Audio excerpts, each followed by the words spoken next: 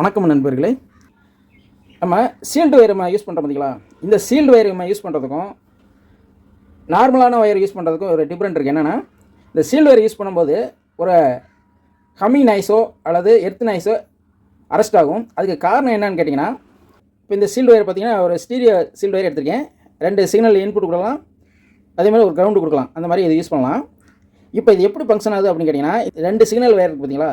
இந்த 2 சிக்னல் வயருக்கு மேலே பார்த்தீங்கன்னா இந்த கிரவுண்டோட வயரு சுற்றி அப்படியே மோல்டிங் பண்ணியிருப்பாங்க. உங்களுக்கு பார்த்தா தெரியும்.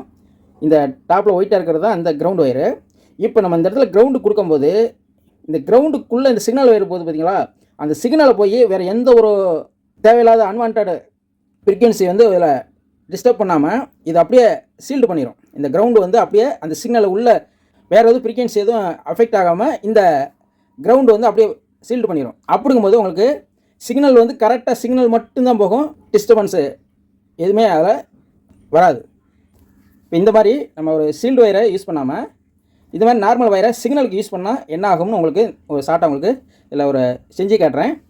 இப்போ என்கிட்ட ஒரு நார்மல் ஆர்சி ஒயர் இருக்குது, பின்னோட இருக்குது. இது மார்க்கெட்டில் கிடைக்கிற ஆர்சிஐ கேபிள் தான் அது. இந்த கேபிள் எப்படி உள்ளே இருக்குன்னு நான் உங்களுக்கு காட்டுறேன் பாருங்கள். இப்போ இந்த கேபிளில் உள்ளே பார்த்தீங்கன்னா சீல்டு ஒயராக இருக்காது பாருங்கள், 2 ஒயர் தான் உள்ளே இருக்கும். இப்போ உங்களுக்கு இது காட்டுறேன். இப்போ பாருங்கள், இதில் 2 ஒயர் இருக்கும். ஒன்று மஞ்சள் இருக்குது, ஒன்று கருப்பு இருக்குது. ஆனால் பார்த்தீங்கன்னா இந்த 2மே தனித்தனியாக தான் இருக்குது, ஒரு சீல்டு ஒயராக இல்லை. இது நார்மலாக மார்க்கெட்டில் கிடைக்கிறது இந்த ஆர்சி கேபிள். இதே இது இன்னொரு கேபிள் நான் உங்களுக்கு காட்டுறேன் பாருங்கள்.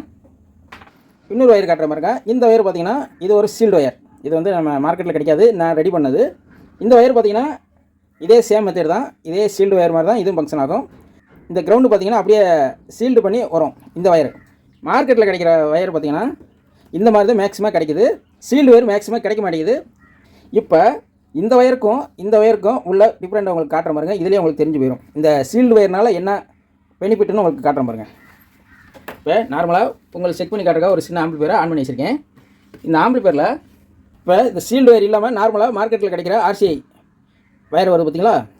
அந்த ஒயரை நான் இந்த ஆம்பிளிஃபையரில் சிக்னல் இன்புட்டில் கொடுக்குற மாதிரி ஆக்ஸ் இன்புட்டு.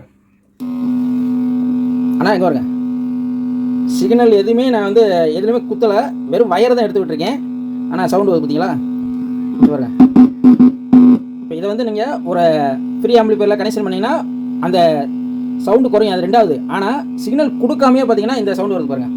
நான் எடுக்கிறேன் பாருங்கள், பல சிக்னல் கொடுத்தா வருது. இப்போ இந்த வயர் சீல்டு வயர் இல்லாதனால அந்த நாய்ஸ் உங்களுக்கு ஜென்ரேட் ஆகுது, உங்களுக்கு தெரியுதா? இப்போ இதை எடுத்துடுறேன். சீல்டு வயர் யூஸ் பண்ணி நான் செஞ்சுருக்கேன் ஆர்சிஐ பின் இது. இதை கொடுக்குறேன் பாருங்கள். கொடுத்துட்டேன் பாருங்க. இப்போ இதில் எவ்வளோ நீள வயர் போட்டிருக்கேன் பாருங்கள். அவ்வளோ நீள வயர் போட்டு எந்த ஒரு எர்த் நாய்ஸோ எதுவுமே இல்லை, சிக்னல் மட்டும் கரெக்டாக வேலை செய்து பாருங்கள். அதே இது இதை கொடுக்கும்போது